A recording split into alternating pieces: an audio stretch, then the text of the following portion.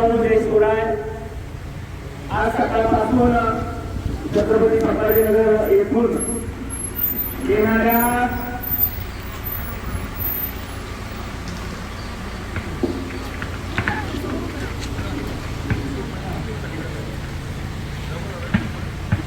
येणाऱ्या 13 तारखेला छत्रपती संभाजीनगर शहरामध्ये आपले मराठा योद्धा मनोज जरांगे पाटील हे शांततापूर्व रॅलीसाठी येणार आहे. आज 1 तारीख आहे. 1 तारखेला आम्ही सकाळपासून घरून निघालो. आज छत्रपती संभाजीनगर तालुका गेला फुलंब्री जवळपास संपला. आता सिल्लोडमध्ये एंट्री केली. संध्याकाळपर्यंत आम्हाला कन्नडमध्ये जायचं आहे. असं करत आणि पूर्ण जिल्ह्यामध्ये आज संवाद दौरा काढलेला आहे. तमाम माझ्या शिवराज ठाकरे असेल, आपलं निमकेला असेल, येथील समाज बांधवांना विनंती आहे, आपल्याला पेट्रोल उडावं लागेल. कारण की दादांच्या विरोधामध्ये आखी शक्ती विरोधामध्ये उभे राहिलेली आहे. पण आपला एकच वाद असा आहे मराठ्यांचा की तो सगळ्यांना पुरवणार आहे. पण आपण सुद्धा झोपेचं सोंग घेता येणार नाही. आपल्याला सुद्धा दादांचे हात बळकट करण्यासाठी ताकदीनं उभा राहणार आहे. जसं आम्ही आज पूर्ण तालुका दौरा करतोय, आपण सुद्धा शिवराज ठाकरे असेल, निमकेला असेल, येथील सर्व माझ्या बांधवांना विनंती आहे की आपण वाडी, खेडा, पोहस्ती बांधावरती जाऊन आपण या 13 तारखेला मराठा बांधव असं तसं सर्व समाज बांधवांना विनंती केली पाहिजे. कारण की खेड्यामध्ये आपल्या कुठलाही समाज असो, आपला मराठा मोठा होय, मोठ्या भावाच्या पाठीमागे सगळे ताकदीने उभं राहिलेले आहे. वरती काय ओबीसी हे सगळे नेते स्वतःचे खिसे भरण्यासाठी हे जे भांडण लावण्याचं काम करत आहे, यांना यांचे भांडण लावू द्या. तेवढाच आपला समाज जास्त पेटत आहे. दादा नेहमी सांगतात की आपण आता दादाचे हात बळकट करण्यासाठी ताकदीने उभं राहायचं आहे. आणि येणाऱ्या 13 तारखेचं जनजागृती प्रत्येक गावात मिटिंग घ्या, कॉर्नर मिटिंग घ्या. आपण आता पिंपळ पिंपळगावला सभा घेतली, एकदम जबरदस्त सभा घेतली. केवळ पाटील एवढी जबरदस्त नियोजन दाखवायचं पिंपळगावचं तुम्ही सगळ्यांनी केलं होतं. त्याच पद्धतीनं छत्रपती संभाजीनगर शहरामध्ये कुठलीच जागा रिकामी राहिली नाही पाहिजे आणि सरकारला धडकी भरली पाहिजे, असं आपल्याला येणाऱ्या 13 तारखेला ताकद दाखवण्याची आपल्याला विनंती आहे. आपण दाखवण्याच्या संख्येने याल अशी विनंती करतो आणि आपल्याला ठाकरे पाटील हे मार्गदर्शन करतील.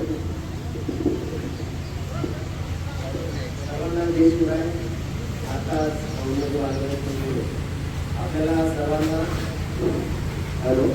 आपल्याला सर्वांना दादाच्या पाठीशी खंबीरपणे उभे राहायचं आहे. तरी आपण आपल्या गावातून किंवा आजूबाजूच्या परिसरातील सर्वांना सांगून आपल्याला 13 तारखेला सर्वांना आपल्याला दादाच्या पाठीमागे उभं राहायचं आहे. मी जास्त वेळ न घेता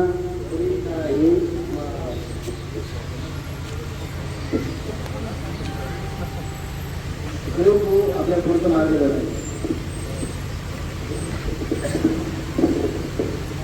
सर्वांना जय शिवराय. काही लोकांना परिचय आहे, काही लोकांना नाही, पण आपल्याला परिचय करून द्यायला आलो नाही, भाषण करायला आलो नाही. वयोवृद्ध लोक ज्यांचं कुटुंबचा पुढं आमचं काही नाही, फक्त एवढं विनंती करायला आलो. शेतकऱ्याचा पोरग आहे मनोज जरांगे पाटील, सर्वसामान्य नेतृत्व आहे आणि जवळून पाहिलेले कसल्याही पद्धतीत निर्णय घेत नाही. पण तुमच्या बळावर त्या व्यक्तीने सरकारची बोलणी करत आहे आणि सरकारला सांगितलेलं आहे, विनंती केलेली आहे की 13 जुलैपर्यंत आम्हाला आरक्षण द्या. कारण प्रत्येक गावामध्ये मराठा समाज जवळजवळ 80 ते 90% आहे.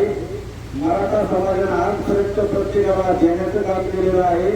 राज्यकर्ती जमात होती, आपलं पूर्व पैदा झालं की घरात राजकारण असतं, आपल्याला राजकारण करायचं नाही.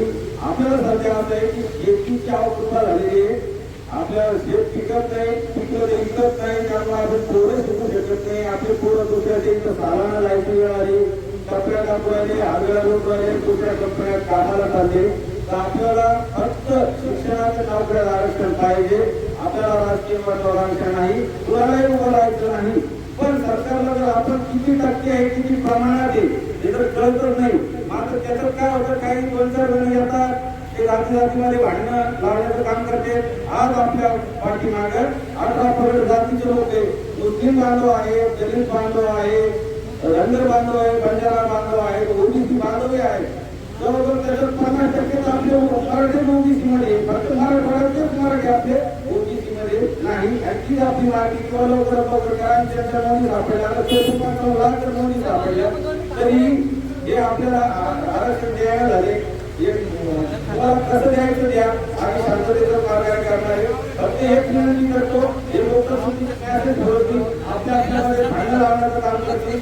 पण आपण फक्त म्हणून जरा पक्षाच्याच पाठीमागे उभं राहायचं. कारण तुम्ही पाहिलं हा लढा 1984 पासून चालू आहे. हे बाबांना यांना सगळ्या माहिती असं सर्ववर्षी अण्णासाहेब पाटील होते, तेही असेच लढले. त्यांनी सरकार अल्टिमेटम दिला की उद्या सकाळपर्यंत आरक्षण द्या, नाहीतर मी आत्मबलिदान देईन. आणि सरकारने आरक्षण दिलं नाही आणि अण्णासाहेब पाटलांनी स्वतःच्या मृत्यूमधून स्वतःच्या डोक्यामध्ये गोळी घालून आत्महत्या केली. त्यानंतर स्वर्गवासी अण्णासाहेब जावळे पाटील होते, देवदास वडले गेले, विनायक मेटे गेले, मराठा समाज आणि त्याच्यानंतर काकासाहेब शिंदे सारखे आणि त्यानंतर 4 मुलं आपले हे बलिदान केलेले. आणि आता लाल सांगून गेलो होतो त्या ठिकाणी बाबासाहेब पडोले आता 2-3 दिवसापहिले मुलाच्या 2,000 रुपये शिक्षणाची फीस भरू शकत नाही म्हणून आत्महत्या केली. इतकी आपली भयानक परिस्थिती झालेली आहे. आपल्याकडे फक्त पाठींची नेतृत्व राहिलेली आहे. पहिले आपल्याकडे माती आता इकडे आहे ना, माती इकडे 400 रुपये टॅक्सला द्यावं लागते. पण आपण थोडा स्वाभिमान बाजूला ठेवलेला आहे. आपल्याला ज्या वेळेला आरक्षण देत होते त्यावेळेला आपल्याला गरज नव्हती, आपण सर्व सक्षम होतो, आपल्याकडे शेती मोठी होती, आपल्याकडे आपल्याला गरज होती, तेव्हा आपण घेतलं नाही. आपण देण्याचं काम केलं, आम्हाला जेव्हा भेटतो पाहिजे तर आता हे सगळे साधारण बांधव आमच्या पाठीचे सर्व जाती झाले तर मग सरकारने विचार करावा. तर सरकारचं हे मराठवाड्यात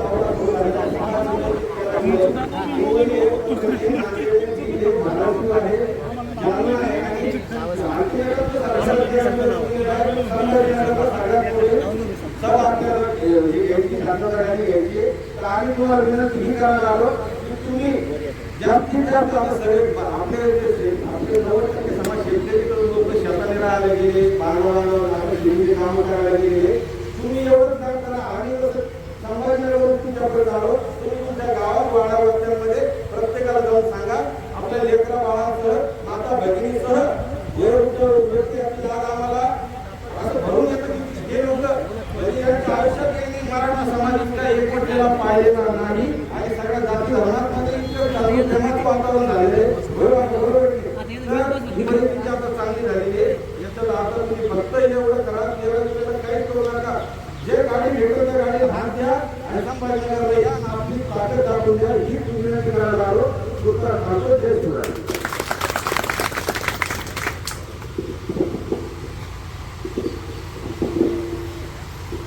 सर्वांना जय शिवराय.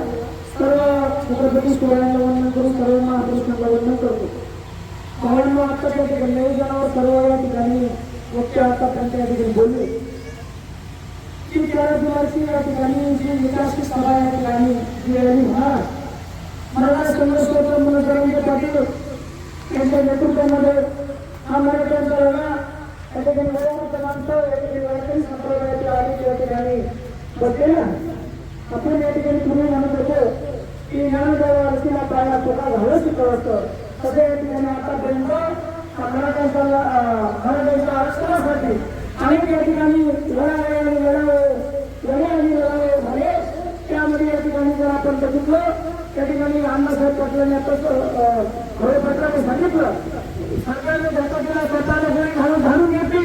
पहिल्या बलिदान या ठिकाणी अण्णासाहेब पाटलांनी दिलं. त्यानंतर वर्षा पाटलांनी मराठ्यांची जागृती केली. मराठ्यांच्या क्रांती पुढे अण्णासाहेब पाटलांनी या ठिकाणी लोकांचा समाज घडवला.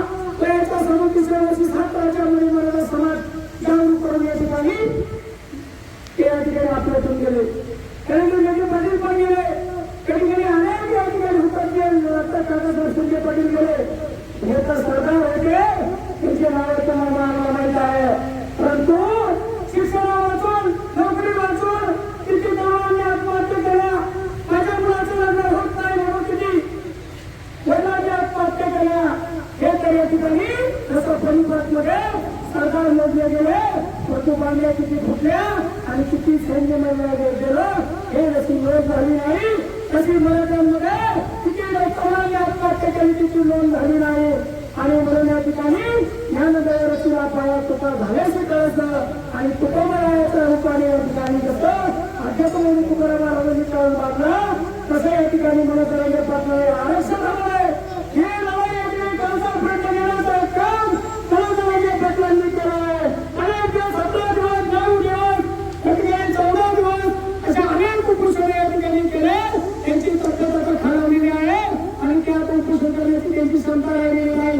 ही शेवटची लढाई या ठिकाणी मराठ्यांची आहे. 13 जुलै रोजी तुम्ही तक राहिलेला आहे. आम्ही देखील 12 दिवस उपोषण केले. काय तकलीफ होते आता जास्त जाऊन पचत नाही. तुम्हाला सांगतो 12 दिवस उपोषण करायच्या नंतर आमचं सरकार जर पचत नसेल तर मला जरांगे पाटलांना 17 दिवस उपोषण केलं की आज किती ऍक्टिव्ह होत असेल. कोणाचं या ठिकाणी घेऊन त्याला जगावं लागतं हे तुमच्या आमच्यासाठी. आणि म्हणून हक्काच्या संख्येने उद्याची रॅली जशी अहमदाबाद सराटीची सभा झाली, तशी मुंबईला या ठिकाणी आपण लढत दिली, तशी धडक छत्रपती संभाजीनगरमध्ये क्रांती चौकामध्ये द्यायची आहे. त्यावेळेस म्हणायचं नाही माझ्या इथे भाऊ घालवणारा काम आहे. त्यावेळेस म्हणायचं नाही माझ्या कोणाचं तरी लग्न आहे. लग्न असेल तर पाण्याला म्हणायचं बंद उडकून घ्या, नंतर लग्नाचं दाखल होऊ नका. आम्ही लगेच बोलायचं बघा रायबांचा ही भूमिका घेऊन आपण माझं पाठीमागे जरांगे पाटलाचं उभे राहू आणि नियोजन सगळं सांगितलं. नियोजन बाकी कधी काही सांगणार नाही. फक्त माझं मत एकच म्हणेल, जरांगे पाटील हरले तर मनाचा हरला आणि मनाचा हरला तर जेवढे बलिदान आतापर्यंत समाजामध्ये झाले त्या सर्वांचं बलिदान व्यक्त केला. आणि म्हणून ते बलिदान व्यक्त करायचं नसेल आणि जर तुम्हाला या ठिकाणी मोठ्या ताकदीने जर विजय मिळवायचा असेल तर जरांगे पाटलांच्या हरवण्याचा कारण आहे. आणि जरांगे पाटील जर हरले चळवळ हरेल, विचार हरेल आणि जर विचार हरला या ठिकाणी काहीच नका हरवलं. तुम्हाला सांगतो एवढंच या ठिकाणी सांगून या ठिकाणी माझी गोष्ट दाखल ठेवलं.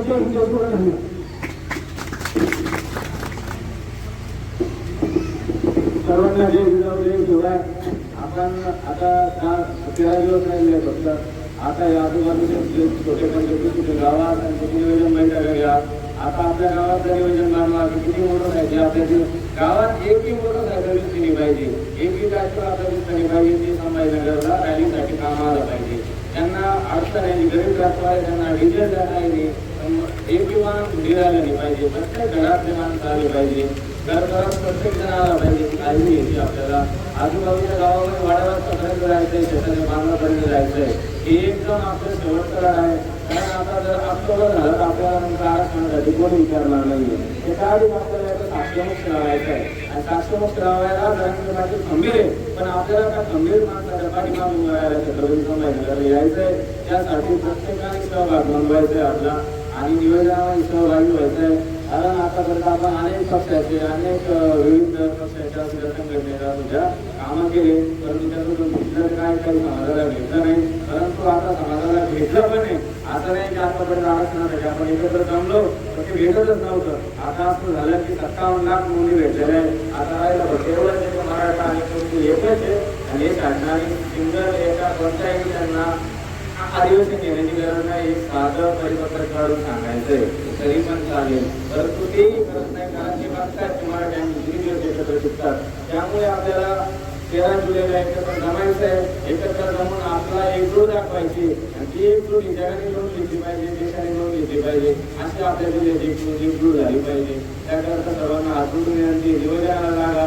सर्व तरुणांना विनंती आहे, आपण आपल्या सर्व मोटरसायकलचं नियोजन करा आणि ग्रुप बनवा. वाटतं ग्रुपवर टाका तुमच्या गावातून. सर्वात नाव करतो मला आव्हान करतो, सुलभ काढू शकतो तुमची ग्रुपची ग्रुपवर तुमची यादी पडली पाहिजे 4 ते 5 दिवसात 2 दिवसात.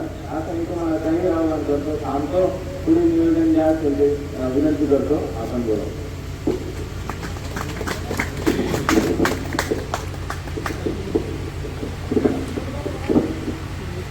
समाज संकल्पक शहाजीराजे भोसले, स्वराज्यप्रीत राजमाता राष्ट्रमाता महात्मा जिजाऊ, इंग्रजी स्वराज्याचे संस्थापक छत्रपती शिवराय, स्वराज्य रक्षक आदर्श पुत्र धर्मवीर छात्रवीर ज्यांच्या ऐतिहासिक कार्य चालताना तुमच्या आमच्यावर स्वार येतात असे स्वराज्य रक्षक स्वराज्याचे दुसरे छत्रपती संभाजी महाराज ज्यांनी या स्वतंत्र भारताला राज्य घटना दिली त्या भारतीय राज्यघटनेचे शिल्पकार विश्वरत्न डॉक्टर बाबासाहेब आंबेडकर, साहित्यरत्न अण्णाभाऊ साठे, अहिल्यादेवी होळकर, क्रांतिज्योती सावित्रीबाई फुले, महात्मा ज्योतिराव फुले, छत्रपती शिवरायांचे गुरु संत तुकाराम महाराज, एक पुत्र गाडगा आणि झाडून ज्यांनी संपत्ती परत गावागावाला ज्यांनी स्वच्छतेची श्रीमंती बहाल केली ते संत गाडगे महाराज, या सर्व राष्ट्रपुरुषांच्या विचाराला आणि कार्याला हे प्रथमचा विनम्र अभिनंदन करतो. अनेक दशकांच्या प्रतिष्ठेनंतर जर घर बोलताना लढवणे मत मिळालं असेल, गरजवंत मराठ्यांचा लढा यासाठी पण बरोबर घेतला असेल, स्वतःच्या शरीराची काळजी करून घेतली असेल, माझ्या जातीला माझ्या समाजाला आरक्षण मिळावं प्रामाणिकपणे ज्यांची भूमिका आहे असं सर्वसामान्यांचं नेतृत्व मराठ्यांचे सरसेनापती सन्माननीय मनोहरदादा जरांगे यांना देखील नमन करतो आणि डॉक्टर कागलचे समस्त डॉक्टर बांधवांचं आभार मानतो. आपण अभिनंदन करतो. आपण सांगून आयोजित केली, आम्हाला बरोबर आमचा सन्मान केला त्याबद्दल आभार व्यक्त करतो आणि तुमचा आदर करतो आणि माझा दोन शब्दाला सुरुवात करतो. लढाई ही कोणी एकट्याला लढायची नसते आणि एकटे लढून लढाई यश देखील मिळत असतं. आपले सरसेनापती तुमच्या आमच्या ताकदीवर तुमच्या आमच्या भरोशावर ते उपोषण करणार. कोणासाठी? आपल्या जातीसाठी. माझ्या जातीला माझ्या कोरोना नागरिकांना पिढीला आरक्षण मिळावं. माझ्या जातीचे लोक देखील IAS झाले पाहिजे, IPS झाले पाहिजे, ही त्यांची भूमिका आहे. तुमचा आमचा तो वय झालं तुम्हाला आम्हाला आरक्षणाची गरज नाही, परंतु आपल्या येणाऱ्या पिढ्यांना आरक्षण जर नाही मिळालं तर येणारी पिढी तुम्हाला आम्हाला माफ करणार नाही हे लक्षात ठेवा. त्यामुळं हा समाज महायज्ञ ना यज्ञ उद्या शुक्रवार नाही. या यज्ञामध्ये अनेकांनी स्वतःला कृषी घालून घेतलंय, बलिदान दिलेलं आहे. तेव्हा यज्ञ देऊन पोहोचला लक्षात ठेवा. हे तो सांगतो आणि सांगतो एक गाव असतं, गावात मंदिर असतं आणि जेव्हा गावात महापूर येतो, गावात पाणी शिरतं तेव्हा गावकरी गावकरी करायला सुरुवात करतात. घरात पाणी शिरतं, गावकरी गाव बदलून खाली करून दुसऱ्या गावात जातात. मंदिरात पुजारी असतो, मंदिरात पाणी शिरायला लागतं. एक येतो, एक नावडी येतो, बाबा चाल गावात पाणी शिरायला लागलं, तो म्हणशील गाव पार करून जातो.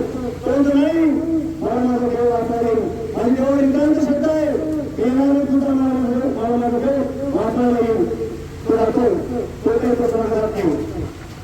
मंदिरात पाणी शिरतं, देवाला मोठीला पाणी टेकतं मोठीच्या पायाला, तरी त्याला दुसरा व्यक्ती वाचला येतो. तो आपण तरी सांगा बाबा मंदिरात पाणी शिरलं मोठ्यापर्यंत पाणी आलं, तो नाही येत ते मला तुझी गरज नाही, मला माझा देव वाचवायला येईल, त्याचा मी येत नाही. त्याच्या गळ्यापर्यंत पाणी येतं, परत तिसरा व्यक्ती येतो, तो त्याला तुझ्या गळ्यापर्यंत पाणी आलं, तो म्हणशील तो जर मला तुझी गरज नाही, मला माझा देव वाचवायला येईल. मंदिरात पूर्ण पाणी शिरतं, तो कळसाला जाऊन बसतो. शेवटी हेलिकॉप्टर येतं, आठवण झाडवा वरून माहीत लागतो तू खालकरी सोडतो. तर आता तरी सांग कोणाशी तुम्हाला पर्याय नाही प्रश्न, तेव्हा तो मला गाव वाचवायला येईल. पण हेलिकॉप्टर उडून जातं आणि वरून हातात रडतो, अरे देवा मी असं काय बात केलं की मला तू वाचवायला आला नाही, मला तू वाचवायला तुम्ही म्हणणार मी काय बात केला होता. त्यावेळेस आकाशवाणी होती आणि वरून देव म्हणतो, अरे नालाय का छान छान लोक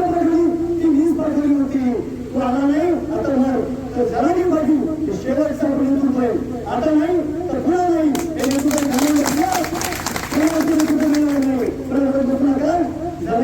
शेवटचे नेतृत्व राहिलेलं आहे. त्यामुळे त्यांच्या पदावर खंडन बनवलं जाऊन आपल्याला आपलं आरक्षण कसं मिळवता येईल यासाठी येत्या 13 जुलैला म्हणून मला शिक्षण समोर आली केंद्र आपण घ्यायचं आणि आलं सोडा 13 जुलैवर बोला जो श्रीमंत बनवून असेल तो एवढं म्हणतो आपण सन्मान केला आमचा ऐकून घेतला त्याबद्दल तुमचे आभार व्यक्त करतो आणि सांगतो धन्यवाद. जय जिजाऊ जय शिवराय जय शिवराय.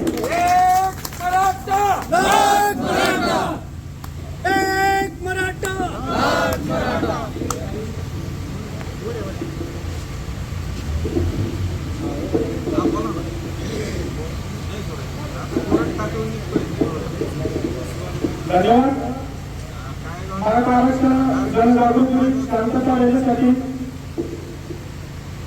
येणाऱ्या 13 तारखेला आपल्याला दादा तुम्हाला निश्चितच कर्तव्य होतो की आम्ही 80% या ठिकाणाहून प्रत्येक जण त्या ठिकाणी येण्याचा निश्चितच आमच्या वाईटपणा प्रयत्न करू.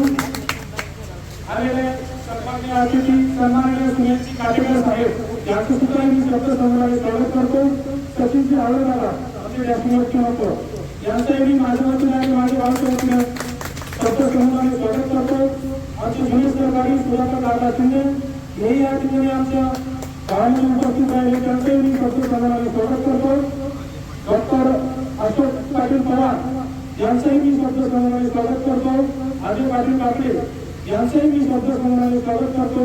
दत्तात्रय पाटील माळोदे यांचंही मी या ठिकाणी शब्द समूहाने स्वागत करतो.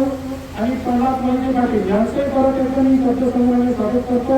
निकम महाराज संतोष शिंदे शरद शिंदे आणि सुरेश शिंदे या सर्व प्रमुख अतिथींचं मी माझ्या वतीने आणि माझ्या गावच्या वतीने परत त्यांचं खूप खूप अभिनंदन व्यक्त करतो आणि त्यांना शब्द देतो. येणाऱ्या 13 तारखेला आम्ही 70 ते 80% पूर्ण तरुण बांधव या ठिकाणी संभाजीनगर शहरामध्ये उपस्थित राहू हे एकच मी त्यांना सांगतो.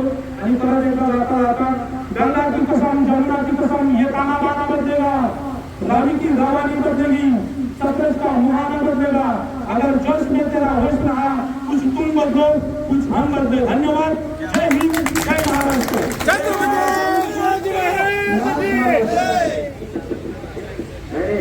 तुम्ही सगळ्यांनी आमचे धन्यवाद दिले आभार मानले. तर या बाबांचं पाहिलं माझ्या अंगाला काटा म्हणजे या बाबाचं वय बघा तरीही बाबा या वयात इतका जोर जातो तर आपण लगेच दूर घेतो खायले आम्ही व्हायला चालू व्हायला म्हणतो हे यांच्याकडे पाहून आदर्श घ्या आणि सर्वांनी 13 जुलैला कुठल्या आनंद झाला चालू